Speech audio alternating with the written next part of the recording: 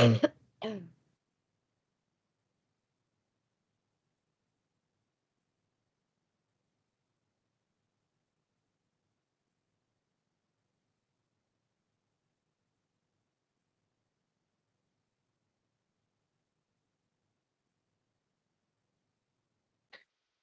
ya. Jadi kalau misalkan kakak sampai poker, itu kan kakak jatuh. Iya loh. Jatuh kan. Ada yang masuk. Iya. Kalau sampai poker, itu mah harusnya maaf 80% sampai 85% dari harga handphone. Biasanya gitu, dan itu udah pasti. Karena layar, LCD itu komponen Apple paling mahal. Tuh.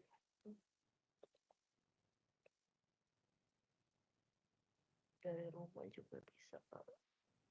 Dari rumah. Apa lupa ya?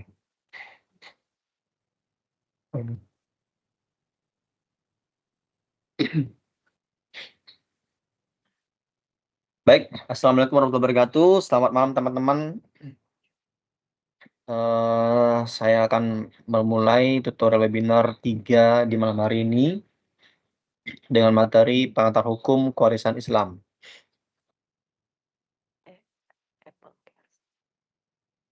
Teman-teman bisa di on cam ya, dibuka kameranya karena ini masuk rekaman dan nanti saya akan kami kirimkan report ini untuk pelaksanaan web 3 ini ke universitas. Pak, saya masih di jalan, mohon maaf. Halo, mana?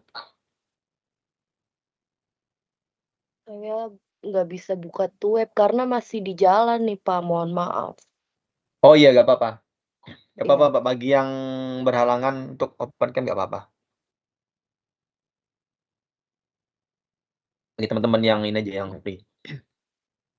Baik, pembahasan pertama, pengertian hukum kewarisan Islam. KHI.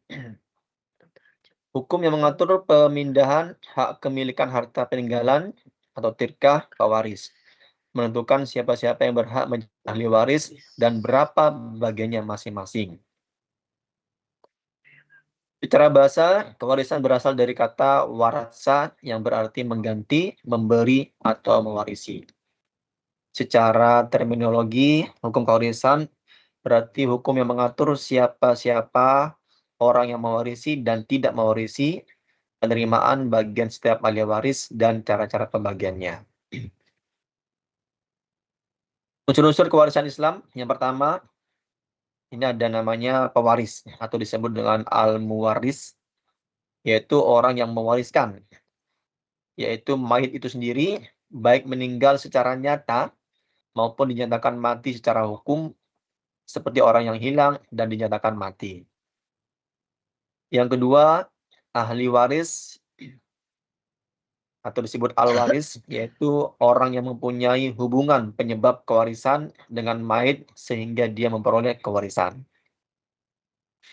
Dan unsur yang ketiga, harta warisan atau disebut al-maurus ya, yaitu harta yang diwariskan, disebut pula peninggalan dan warisan, yaitu harta atau hak yang dipindahkan dari yang mewariskan kepada pewaris. Syarat waris ada beberapa, yaitu yang pertama wafatnya pewaris. Yang kedua hidupnya ahli waris. 3, seluruh ahli waris diketahui secara pasti, juga kedudukannya terhadap pewaris dan jumlah bagiannya masing-masing.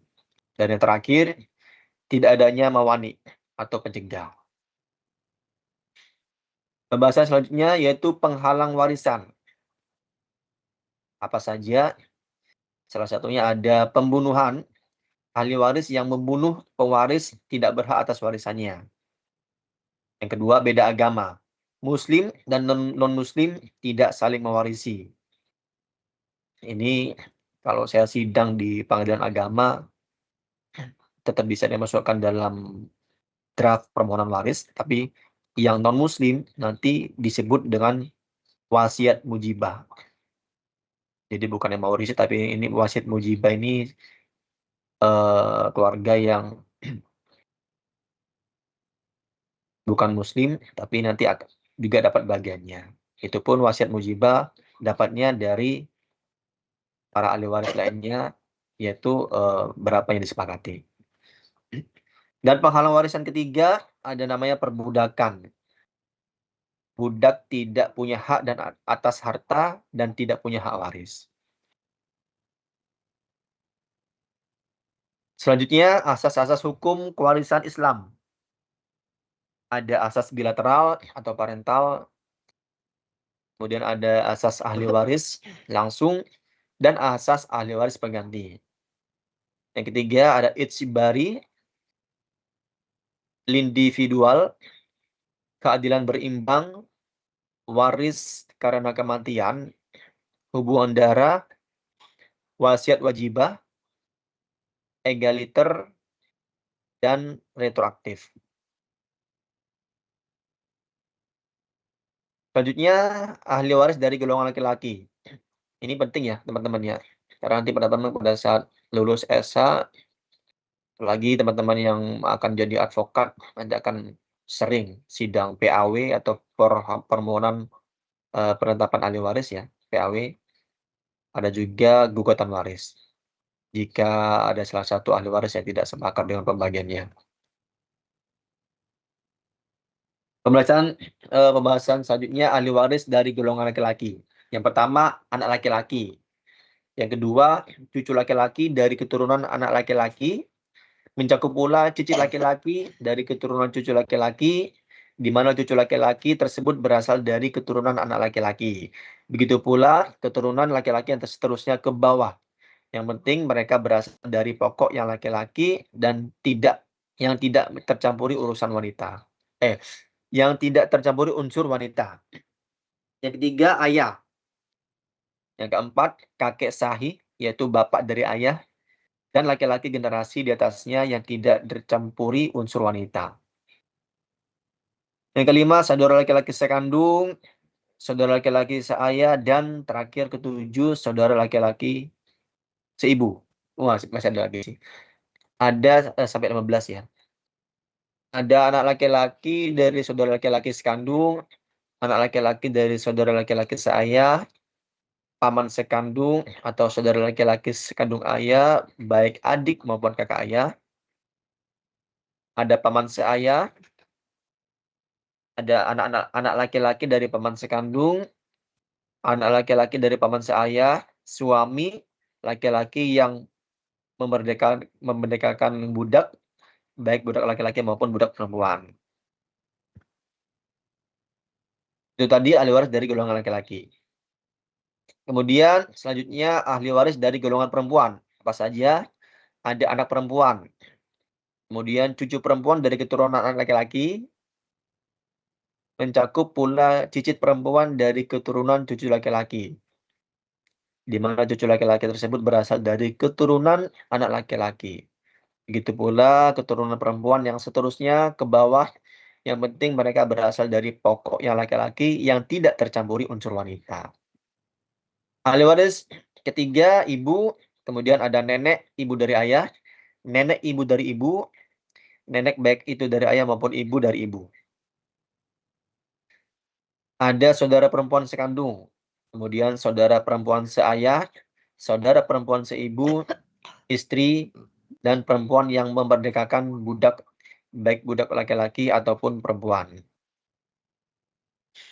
Langkah-langkah sebelum membagi warisan, ini sudah ada tabelnya ya, rekan-rekan bisa diamati dari mengurus dan menyelesaikan sampai pemakaman jenazah selesai. Selanjutnya menyelesaikan baik hutang-hutang berupa pengobatan, perawatan, termasuk kewajiban pewaris maupun menagih menagih piutang. Kemudian menyelesaikan wasiat pewaris jika ada. Dan selanjutnya membagi harta warisan di antara ahli waris yang berhak. Jadi di sini bukan hanya harta saja yang jadi warisan ya. Hutang pun sama. Jadi jika si ahli waris ini mau menerima warisnya, maka dia juga wajib untuk menanggung hutang dari pewaris. Selanjutnya bagian ahli waris, yaitu ahli waris dibagi menjadi dua. Ahli waris zawil furud dan ahli waris asyabah. Ahli waris zawil furud adalah ahli waris yang bagiannya sudah ditentukan secara pasti dalam bentuk pecahan.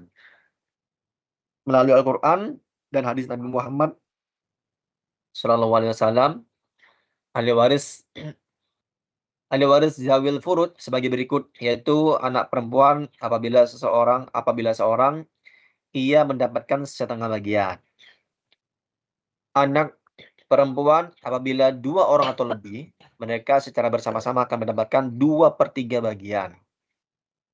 Perolehan 2/3 dari total harta warisan nantinya dibagi sama rata. Ibu mendapat 1/6 bagian jika pewaris meninggalkan anak atau meninggalkan beberapa orang saudara. Dan sebaliknya, jika mereka tidak ada, ibu akan mendapatkan 1/3 bagian. Ayah mendapatkan 1/6 bagian apabila pewaris meninggalkan anak, dan apabila tidak ada anak, ayah mendapatkan 1/3 bagian.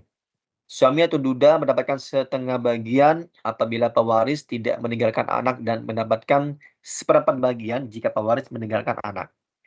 Istri atau janda mendapatkan 1/4 bagian jika pewaris tidak meninggalkan anak dan mendapat 1/8 jika pewaris meninggalkan anak.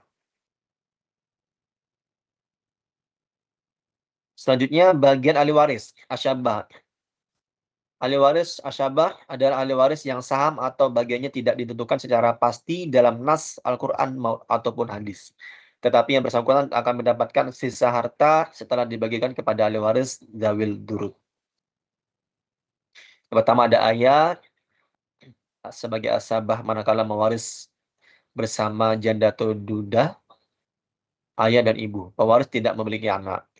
Kemudian ada anak laki-laki dan saudara laki-laki, ada anak perempuan dan saudara perempuan. Tingkatan kelompok ahli waris, yang pertama ada kelompok derajat pertama, yaitu suami ada istri. Yang kedua ada anak dan atau keturunannya, serta ayah dan ibu.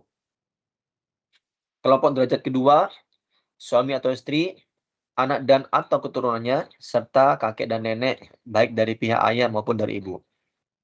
Kelompok derajat ketiga, suami atau istri, saudara sekandung saya, seibu, dan atau keturunannya, kakek dan nenek dari pihak ayah dan pihak ibu.